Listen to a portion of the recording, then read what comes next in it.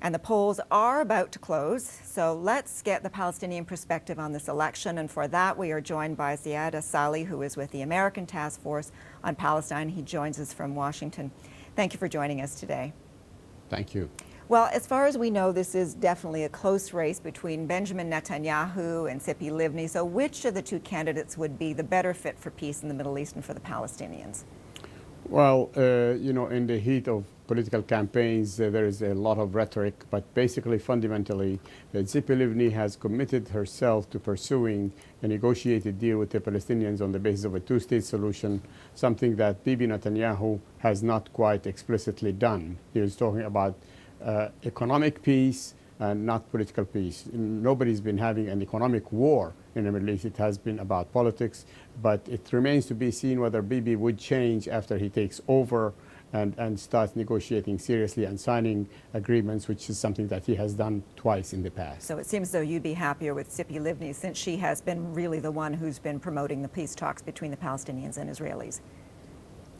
Well, it's decidedly hard to take sides in a generally not very giving Israeli establishment towards the Palestinians. An Israeli politician would always have to prove to his constituents how tough he is against the Palestinians to get any movement forward.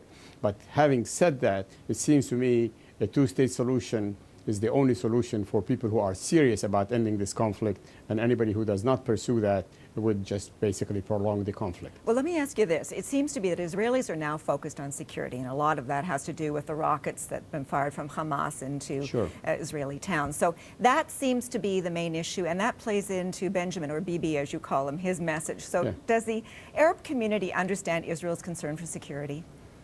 Well, of course, Israel's security and Palestinian security are intertwined. This is the tragedy of this whole thing. Misunderstanding this as a zero-sum game is misunderstanding the whole game. There cannot be Israeli security that is independent of Palestinian security. And the people who are opposed to ending this conflict on both sides are the ones who undermine security and use violence as their tool, whether it's organized or whether it is just terroristic.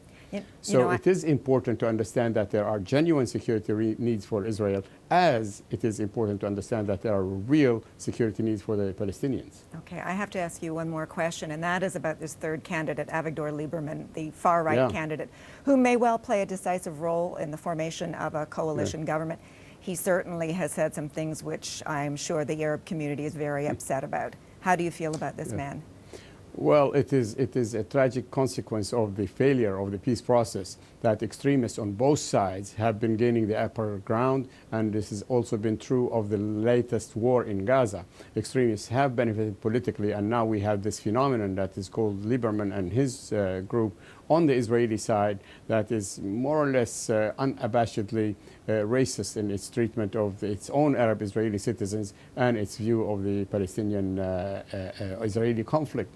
It is not the way to move forward, and it is going to be a passing phase after which, there more rational choices will have to be made both on the part of the Israeli establishment and the Palestinian establishment.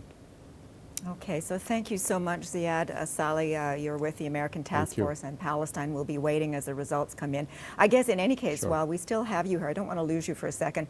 If there is a coalition government, and it could well take weeks, by the way, to have the final outcome of this election.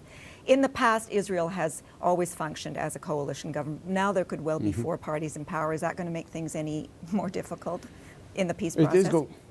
It is going to have to be a coalition government no matter who wins, because no party will win anything close to a majority. So it depends on the nature of the coalition. If it is going to be an entirely right-wing coalition, say between Bibi and Lieberman, then the chances of moving forward on peace are going to be very slim. I rather suspect, actually, that Netanyahu would rather make an alliance, a coalition, with folks who are to his left, like Barak or even with Livni, in order to keep a conversation going with the Obama administration. He cannot have a purely right-wing administration that can actually do business with the Barak, our U.S. president's new policy of accommodation. So there is that tension that is expected either to be resolved or aggravated.